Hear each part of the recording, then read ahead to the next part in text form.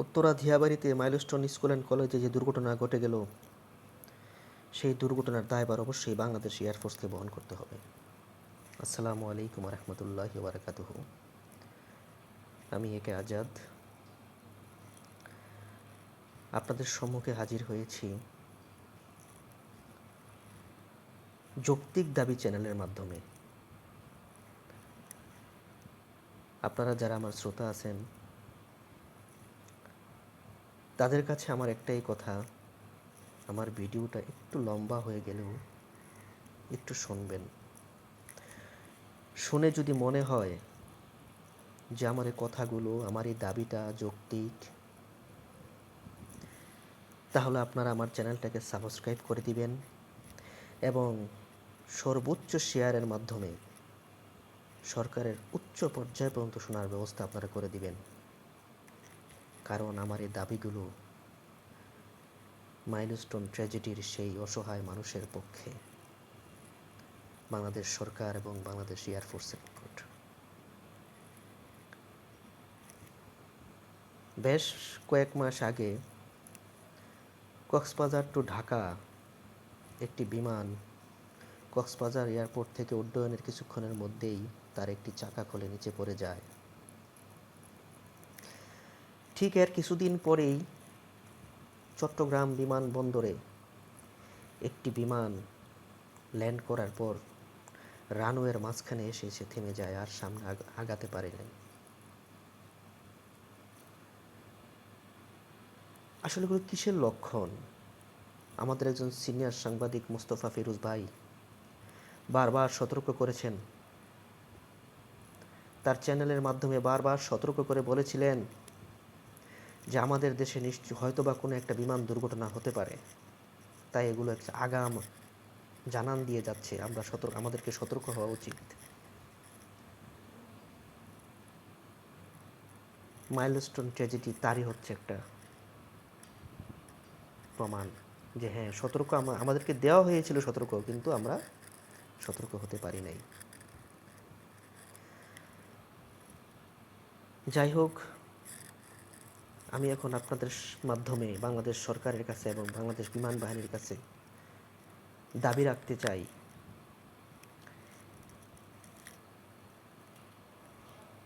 যে ট্রেনিং বিমান, যুদ্ধ বিমান যে নামেই ডাকি না কেন আমরা, যে বিমান অন্য অন্য দেশগুলো কাজের অনুপযুক্ত হিসাবে বিবেচনা করে, সেগুলো কিভাবে আমাদের দেশের এই সোনার ছেলেদেরকে দিয়ে সেগুলো উড্ডয়ন করা হয়, তাদেরকে মৃত্যুর ঝুঁকিতে ফেলানো হয় এবং তাদের সাথে সাথে সাধারণ জনতাকেও প্রাণ দিতে হয়। এই ট্র্যাজেডির সাথে কারা জড়িত, এই বিমান দুর্ঘটনার সাথে কে বা কারা জড়িত, সেটা খুঁজে বের করার দায়িত্ব বাংলাদেশ সরকারের। অবশ্যই সরকারকে সেটা বের করতে হবে এবং জনসম্মুখে উন্মোচন করতে হবে। এখন আমি বলতে চাচ্ছি, এই বিমান দুর্ঘটনা, যুদ্ধ বিমান বলি আর আমরা ট্রেনিং বিমান বলি, যেটাই বলি, এই দুর্ঘটনায় কবলিত হয়ে মাইলস্টোনের সেই ছোট ছোট কোমলমতি শিশুগুলো প্রাণ দিয়েছেন, কত গার্ডিয়ান প্রাণ দিয়েছেন, টিচাররা জীবন দিয়েছেন, হয়তো অনেক পথচারীও প্রাণ দিয়েছেন। আমি সরকারের কাছে এবং বাংলাদেশ বিমান বাহিনীর কাছে আপামর জনতার পক্ষ থেকে এই চ্যানেলের মাধ্যমে বলতে চাই, মাইলস্টোন ট্র্যাজেডিতে ছাত্র, শিশু, গার্ডিয়ান, স্কুলের শিক্ষক, এমনকি রাস্তার একটা টোকাইও যদি মারা যেয়ে থাকে, তাদের প্রত্যেকের পরিবারকে এককালীন সহায়তা সহ একটা মাসিক পেনশনের ব্যবস্থা করে দেওয়ার জন্য আমি জোর দাবি জানাচ্ছি। কারণ প্রত্যেকটা গার্ডিয়ানের স্বপ্ন থাকে, খুব আশা নিয়ে সন্তানকে মানুষ করার চেষ্টা করে এবং এই আশায় বুক বাঁধে যে আমার সন্তান একসময় লেখাপড়া করে বড় হবে, আমার কষ্টগুলো সে গুছিয়ে দিবে। আপনাদের ভুলের কারণে বাংলাদেশ বিমান বাহিনীর অবহেলার কারণে যে ট্র্যাজেডি ঘটে গেল দিয়াবাড়ি মাইলস্টোন স্কুল অ্যান্ড কলেজের উপর দিয়ে, তাদের বাঁচাতে গিয়ে অনেক শিক্ষক মারা গেলেন, অনেক গার্ডিয়ান মারা গেলেন, হয়তোবা রাস্তার পথচারীও তাদেরকে বাঁচাতে গিয়ে মারা গেছেন, আহত হয়েছেন, অনেকে হাসপাতালের বেডে কাতরাচ্ছেন। যারা অসুস্থ এখনও আছেন, আমি সরকারের প্রতি দাবি জানাচ্ছি সকলের পক্ষ থেকে যেন তাদেরকে প্রকৃত চিকিৎসা দিয়ে সুস্থতার ব্যবস্থা করা হয়। যারা সুস্থ হয়ে ফিরে আসতে পারবেন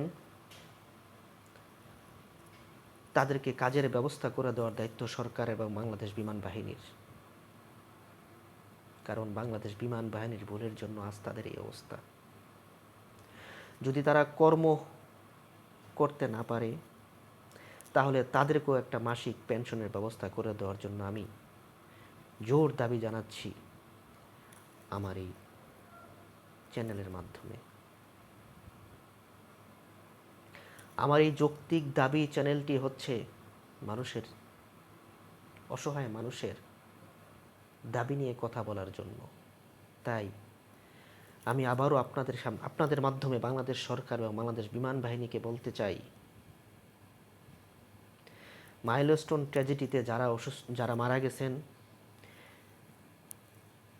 ছাত্র ছাত্রী, শিক্ষক, অভিভাবক এবং একজন রাস্তার টোকাই, তাদের সঠিক হিসাব করে তাদের পরিবারকে এককালীন সহায়তা সহ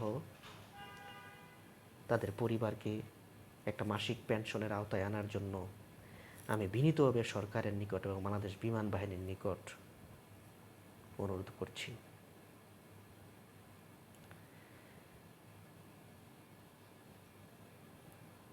আমি আরও অনুরোধ করছি, যে শিশুগুলো সুস্থ হয়ে ফিরে আসবে তাদেরকে তাদের লেখাপড়ার খরচ, সমস্ত খরচ বাংলাদেশ এয়ারফোর্স বহন করতে হবে এবং তাদেরকে লেখাপড়ার শেষে যার যার যোগ্যতা অনুযায়ী একটা কাজের ব্যবস্থা তাদেরকে করে দেওয়ার জন্য আমি বিনীতভাবে অনুরোধ করছি।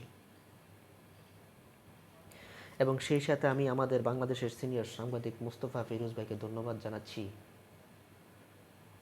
উনি ওনার বিচক্ষণতার সাথে উনি বলেছিলেন যে সরকারকে সতর্ক হতে হবে, এই বিমান দুর্ঘটনা, ল্যান্ডিং স্টেশনে বিমান থেমে যাওয়া, বিমানের চাকা পড়ে যাওয়া, এটা একটা বিশাল দুর্ঘটনার পূর্বাভাস। তাই সরকারকে উনি বারবার সতর্ক করেছিলেন।